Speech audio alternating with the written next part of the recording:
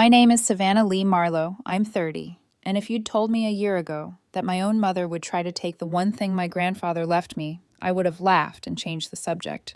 I don't laugh much anymore. My grandfather was the quiet sort, the kind of man who could stand in a stand of Jeffrey Pines and tell you the whole history of the hillside from the bark. He gave me his Saturdays and his stories, and when he passed, he left me $180,000 with a note that said simply, "Use it to protect what matters." I heard him as clearly as if he'd whispered it into the Sierra wind.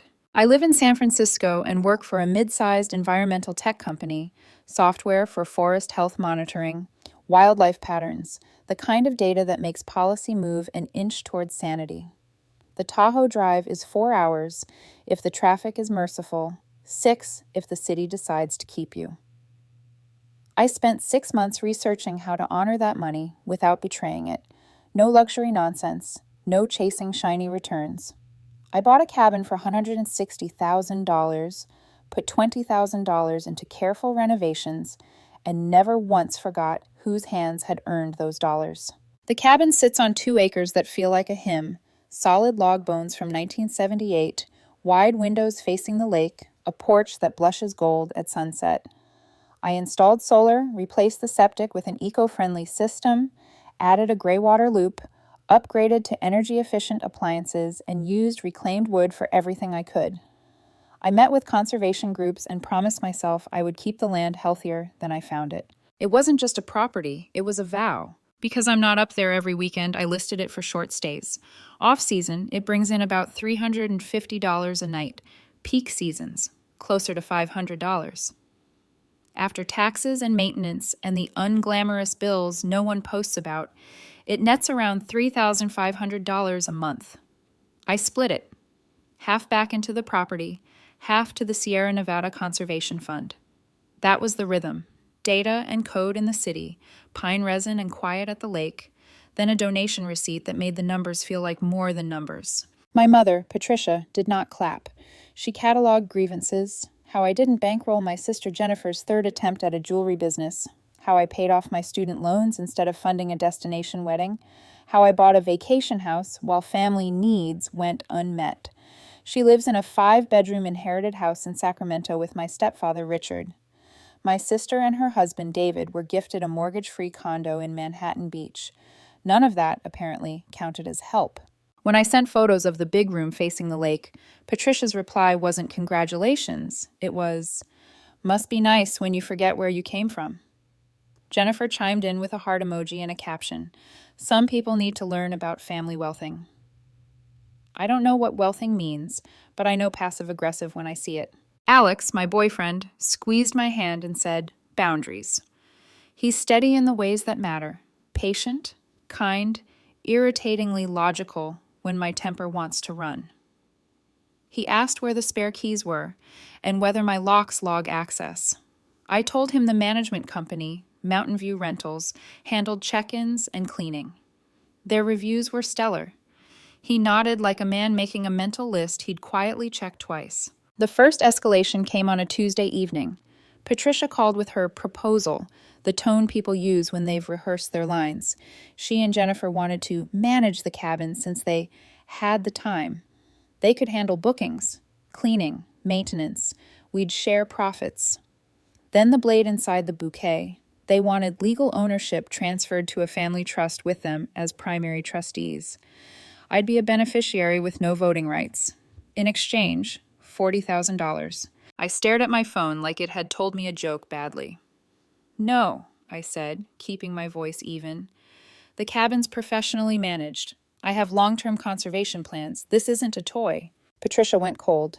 "If you loved it like you claim, you'd be there every weekend," she said. "You treat it like an ATM." I explained the donations, the upgrades, the plan to host university students studying forestry. She heard no and nothing else. Jennifer, on speaker, accused me of lying about rental income to avoid helping family. That was the word that kept appearing in their mouths.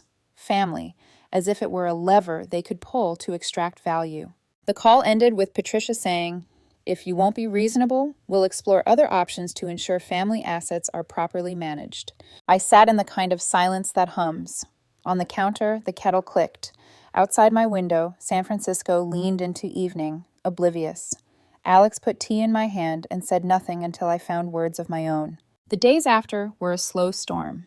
Midnight texts. Can't sleep, betrayal aches.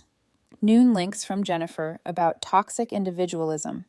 A contract arrived in my inbox, poorly drafted, riddled with typos, that would give them control and leave me with liability. Extended family began calling with confused, brow-knitted questions. "Are you evicting your mother?" my Aunt Sarah asked. Evicting, from a place she'd never paid for, never maintained. Richard phoned quietly to apologize for the noise. Then, after a breath, he added something else. He'd seen Patricia reading up on adverse possession. He'd noticed her driving to Tahoe to check on things. He sounded embarrassed by his own house. That night, I scrolled Instagram, trying not to be pulled into currents designed to drown. A story popped up. Someone had posted a lake view that looked uncomfortably familiar. No tags, different angle, a throw pillow I hadn't bought. I told myself it could be any cabin, any lake. The heart does that. It bargains to stay calm. Alex watched me watching the screen. "What are you not saying yet?" he asked. "I'm probably being paranoid," I said. "Okay," he said gently. "And if you're not?" The kettle clicked again. Outside, fog braided itself through the avenues. Somewhere 4 hours east, my grandfather's porch was folding itself into night. I told myself I would drive up this weekend and put the thought to bed. Instead, something kept me awake. My mother's voice, that exact phrasing, other options. It lodged like a burr under the skin of every breath. I didn't know it yet, but the line between suspicion and certainty was about to be crossed by a motion-activated camera and a woman I loved once choosing the wrong key from a ring that was never hers. The morning after Patricia's family trust performance, my phone became a metronome of obligation, ticks of guilt, talks of accusation. The notifications stacked so quickly the banner previews blurred into a smear of words: family, fairness, shame, blood. Jennifer posted an article about the epidemic of family estrangement with a caption that read, "Some people know exactly why this matters." A heart emoji, a dagger emoji, artful, if you're into performance. I muted them and turned to work. At 10:17 a.m., my boss forwarded a LinkedIn message he'd received from Jennifer. It suggested I was distracted by outside ventures, that my landlord hustle might be interfering with deliverables. He added nothing but a shrug emoji and "thought you should see." My face went hot, then cold. I wrote back, "Family conflict, documented and contained. Appreciate the heads up." He replied, "Your work speaks for itself." I stared at the screen until the words steadied. Then I opened a folder on my desktop labeled Cabin, Proof, and began to drop in everything: contracts, receipts, tax filings, maintenance logs, insurance renewals, time-stamped donations. Not for them. For me. For lawyers, if it came to that. For the part of me that needed evidence to argue with doubt at 2 a.m. By lunch, the triangulation campaign had matured into theater. Aunt Sarah called, concerned. "Honey, your mom says you won't let the family use Grandpa's cabin," she said, lingering on Grandpa's like a lever. "Is that true?" "It's my cabin," I answered, soft but precise. "I'm stewarding it the way he asked me to." A pause, paper thin. "That's what I thought," she said finally, weary rather than accusatory. "I just needed to hear it from you." Alex waited me out on the couch that night, a patient lighthouse. "We can't control their story," he said at last, "but we can make sure ours is airtight." He opened a fresh note on his phone. "What exactly does the management company track? Who has key access? What logs exist? And, humor me, who else ever held your keys, even briefly?" I felt the smallest flinch at that last question and hated it. "Jennifer borrowed them once," I said. "Months ago. She wanted to see the place and said she left something in the car. She was gone 5 minutes." Alex blinked slowly, golfer calm. "Okay." I tried to make it not matter by piling other details on top. Mountain View Rentals had 20 years of experience, 4.9 stars. Raves about their cleaners. The door lock used rotating codes. The lockbox was for emergencies. The calendar was professionally managed, blocked out when I needed quiet or when maintenance ran long. We had a shared Google Drive with invoices and turnover checklists, a Slack channel for guest issues and broken wine glasses. It all sounded so convincing, I almost convinced myself. The texts kept arriving like weather systems, barometric drops before the storms. At 12:03 a.m., I can't sleep thinking about your betrayal. At 6:42 a.m., a screenshot of a blog post about toxic individualism with the comment, "Coincidence?" At 2:11 p.m., a PDF, Jennifer's trust agreement, its typos arranged like broken teeth. The clauses assign me liability for taxes, repairs, fines. The trustees, Patricia and Jennifer, had full and final discretion over all decisions and disbursements.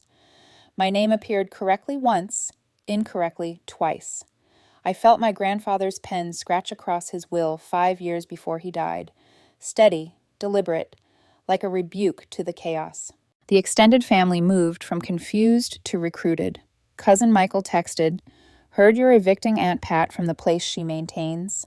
I typed and deleted 3 versions of the word "what" before answering, with a screenshot of my last 3 invoices for professional maintenance, and a politely worded sentence that started with "for clarity" and ended with "no one has been evicted from anything." He sent back a thumbs up, then nothing. I wanted to be angrier than I was. Mostly, I felt tired. Richard called again, voice like a shoe leaving mud. "I'm sorry," he said, and I believed him. He sounded older than he had the week before. "I shouldn't be telling you this, but you need to know. She's been researching adverse possession, bookmarked half the internet, and driving up to Tahoe. Says she's checking on things." He exhaled. "I don't think she means watering plants." "How often?" I asked. "Weekly?" he guessed, and winced like the number might cut me. "Sometimes with Jennifer. They come back with bags. Cleaning supplies, I think. Or decor." Decor. The word landed wrong in my mouth. I thanked him, told him to look after himself, hung up, and stared at my living room like it might answer. A new, unwelcome thought asserted itself. Had my absence become their opening? That weekend, I meant to drive up. Instead, work spilled past its banks, and I watched the hours drain into a familiar trench. I nursed the idea like a candle, next weekend, but the smoke from this one clung. In the meantime, the lake kept appearing on screens it shouldn't. Jennifer's stories were careful, no tags, no geo stickers, but the angles were unmistakable if you knew the bones of the windows like I did. A throw pillow I'd never seen, a wreath I didn't hang, a tiny ceramic fox on the mantel that I would have never chosen. My grandfather preferred empty space to fussy trinkets. Each image was deniable if you wanted to live in denial. I tried for a few hours. It didn't fit. "Who knows about the blocked dates?" Alex asked that night, running his palm flat along my kitchen counter like he was smoothing a map. "Me," I said. "Mountain View. They're cleaners. Anyone who can see the public calendar, though blocked dates just look like, blocked, not mine." "Anyone who might want to capitalize on private availability?" he asked, gentle as a surgeon. Outside, the fog horned somewhere near Ocean Beach. In my chest, something identical answered. The next day, a neighbor near the cabin, Nancy, white hair, kind eyes, the type who notices coyote scat and misplaced cars, left a voicemail. "Hi, Savannah," she chirped. "Just checking in. Saw some new faces last weekend. Lovely couple, suitcases, said they'd booked directly with family. Thought, well, maybe you'd switched management? Everything looked fine, just different. Call me back if you like." Booked directly with family. I sat down on the floor because standing felt like an accusation. The phrase pulled a thread through every uneasy hunch and cinched them tight. I replayed Jennifer's 5 minutes with my keys until the memory frayed.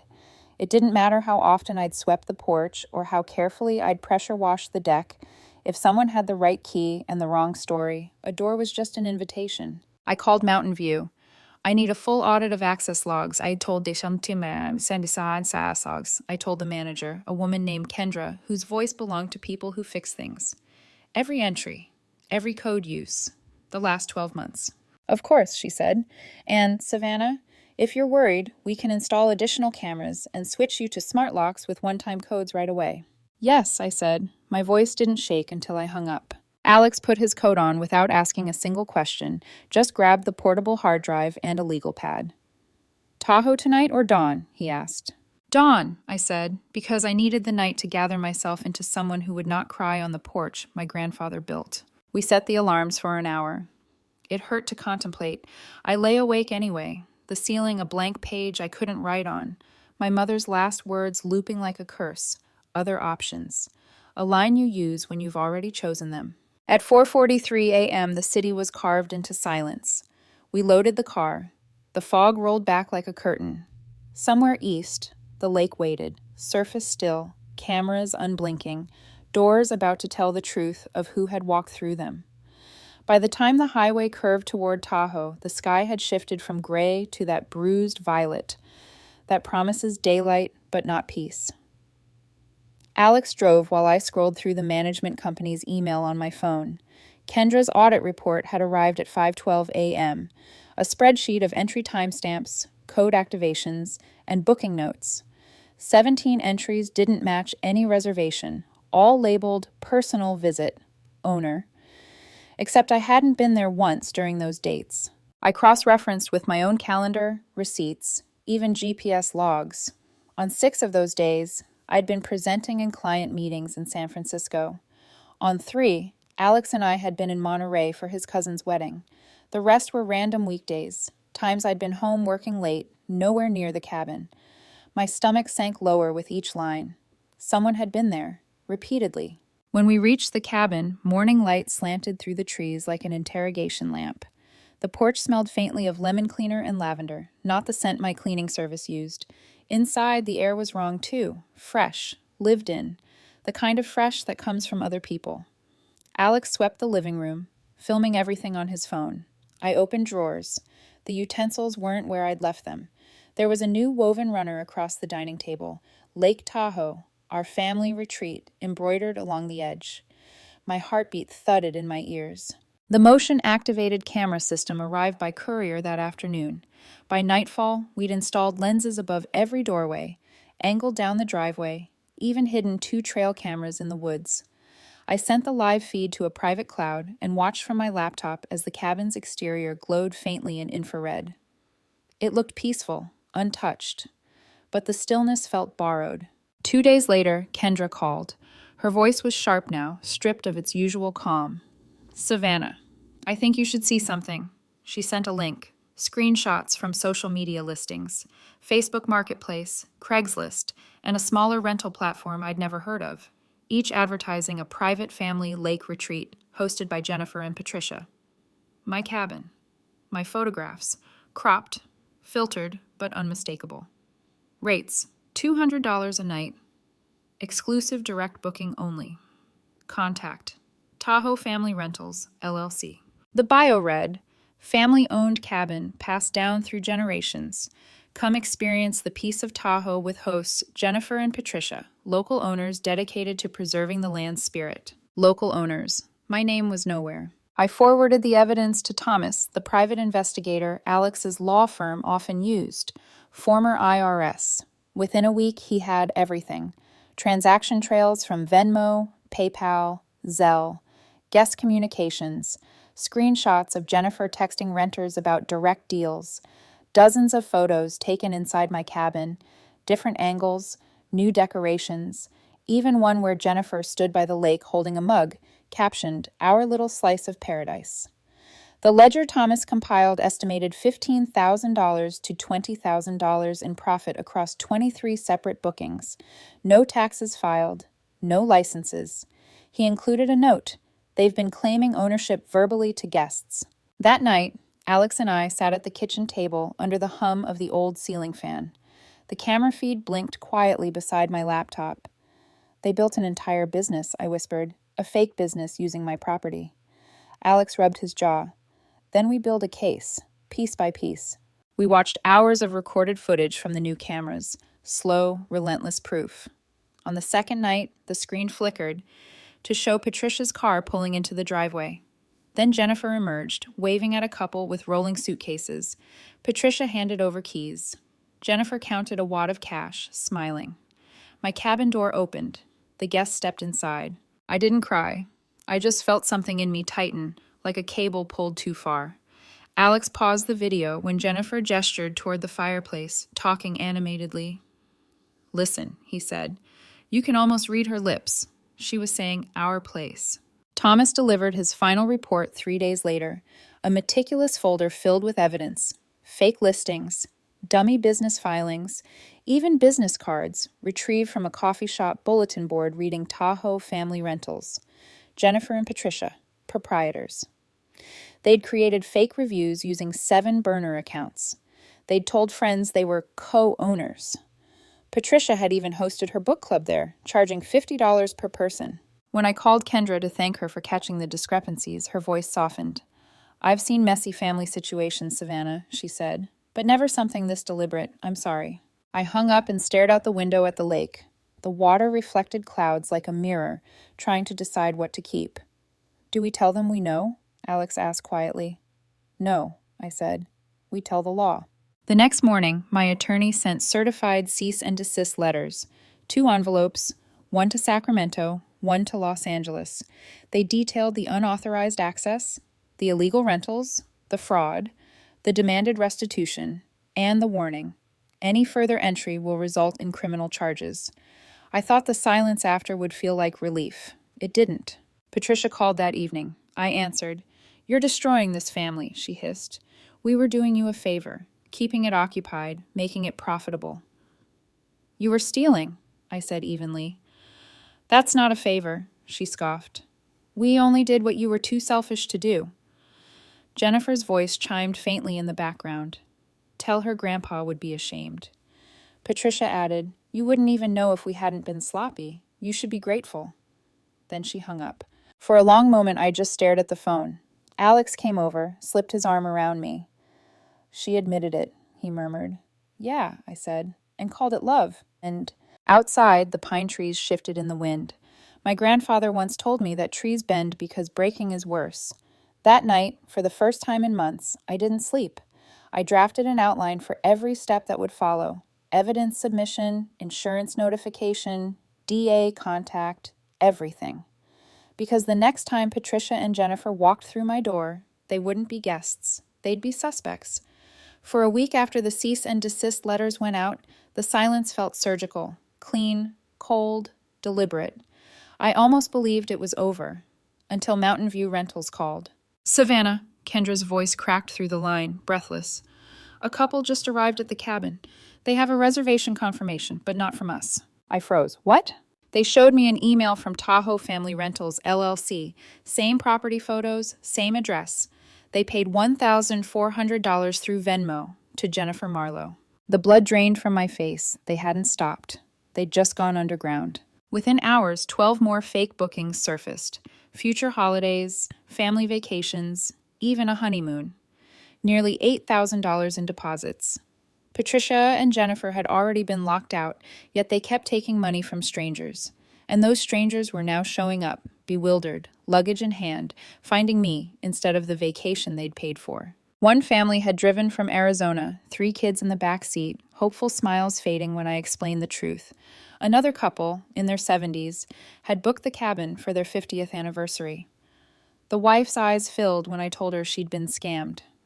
But the one that broke me was Robert, a man who'd booked the place to scatter his late father's ashes at the lake. His father had specifically requested Tahoe.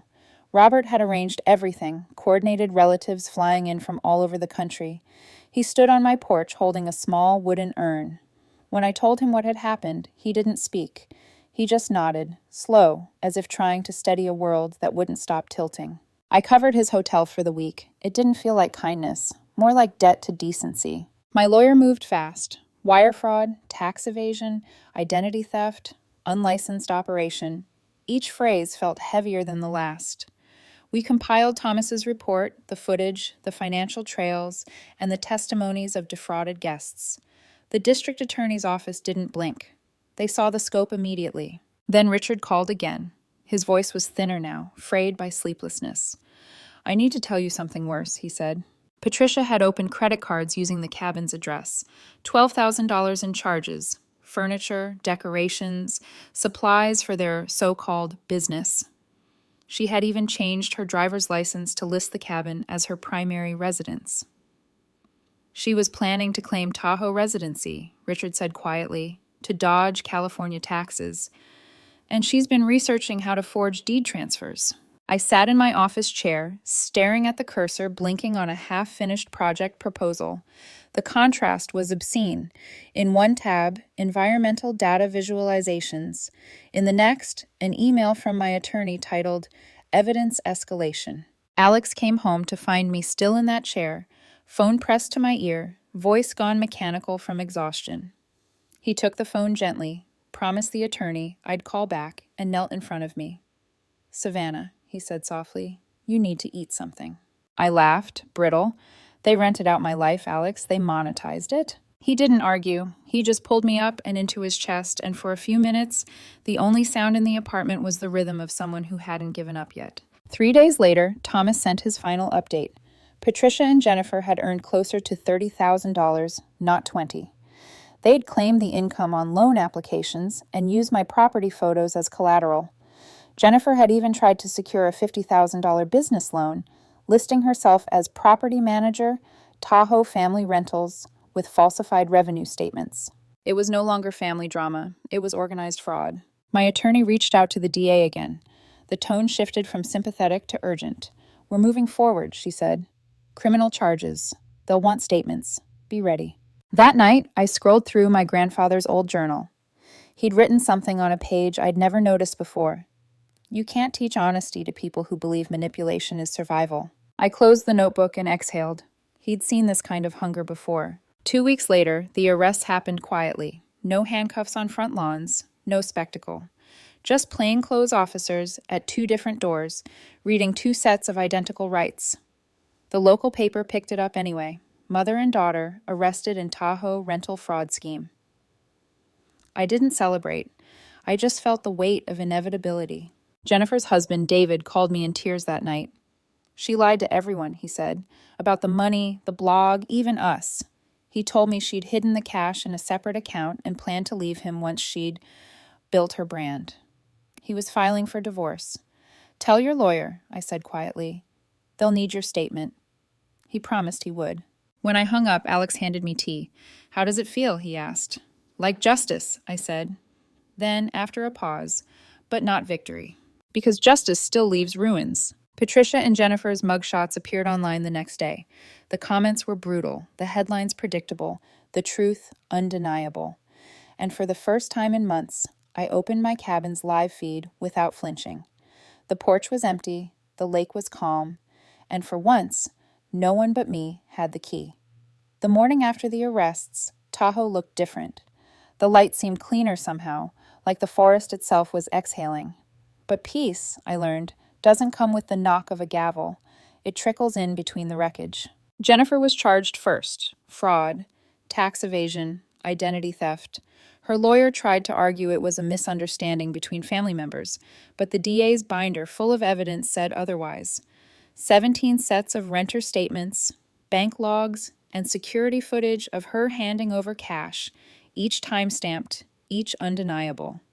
She pleaded guilty. 2 years in federal prison, suspended to 6 months with good behavior, followed by 2 years probation and 500 hours of community service with housing charities. She'd also pay back every victim, plus $25,000 in penalties. The judge's words still echo in my head.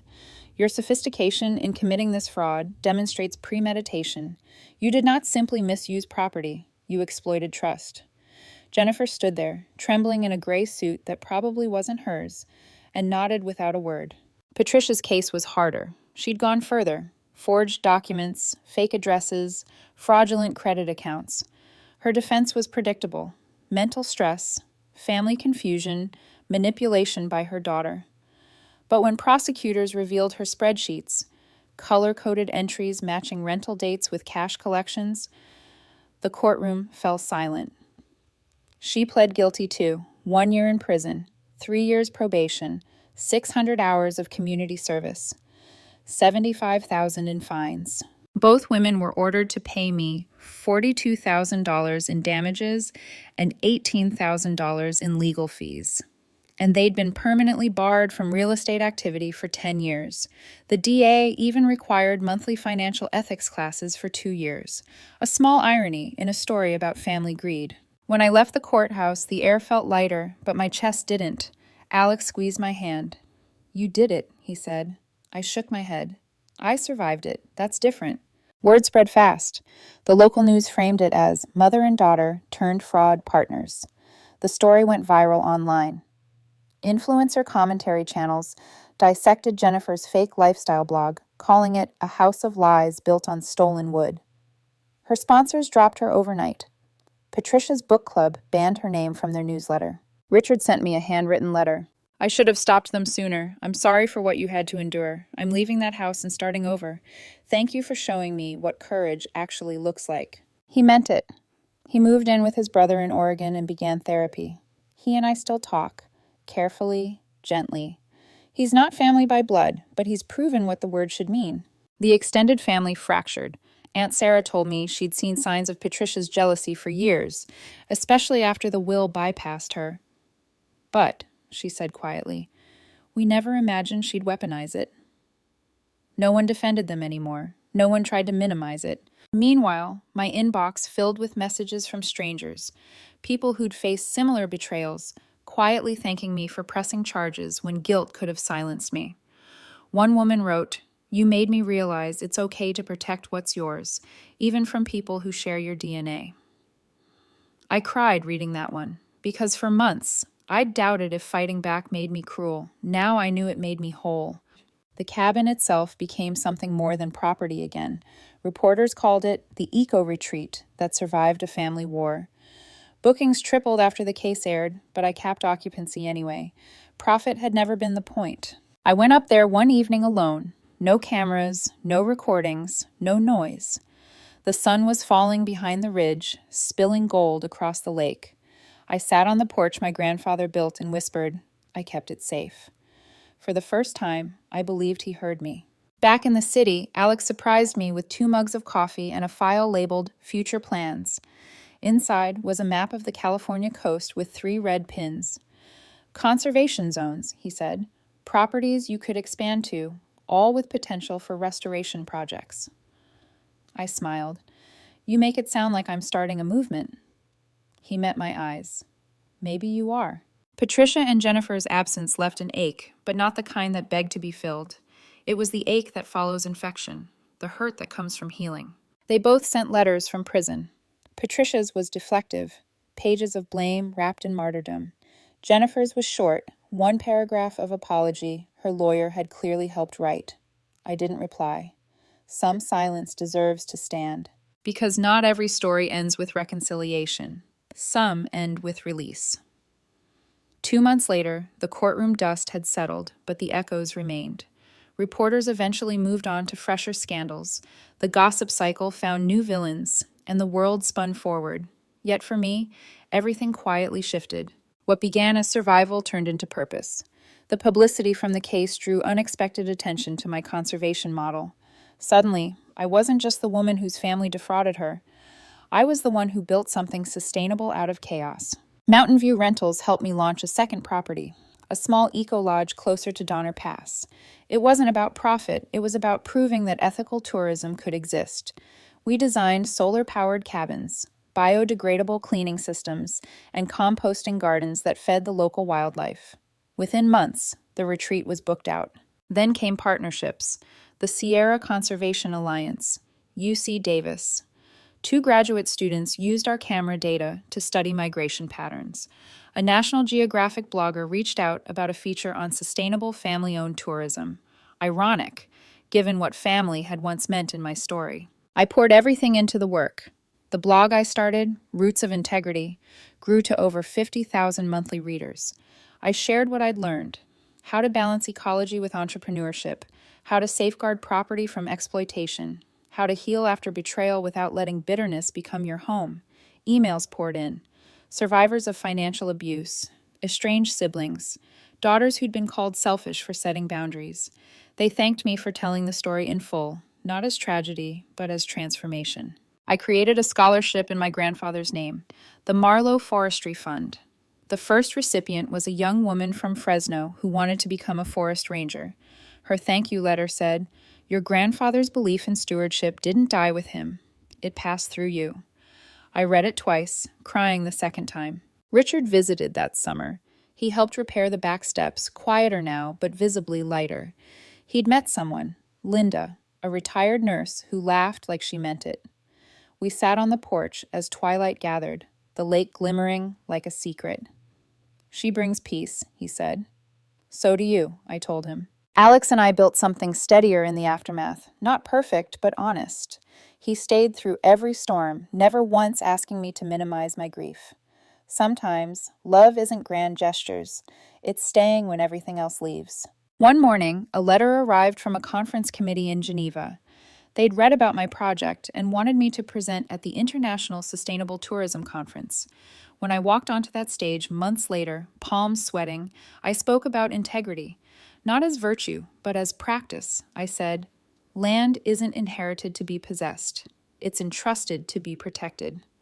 When the applause came, it didn't feel like validation. It felt like home. Afterward, a woman approached me, silver hair, kind eyes. She introduced herself softly, Jane Goodall. She took my hand and said, "What you're building here, linking tourism directly to conservation, that's what the future needs."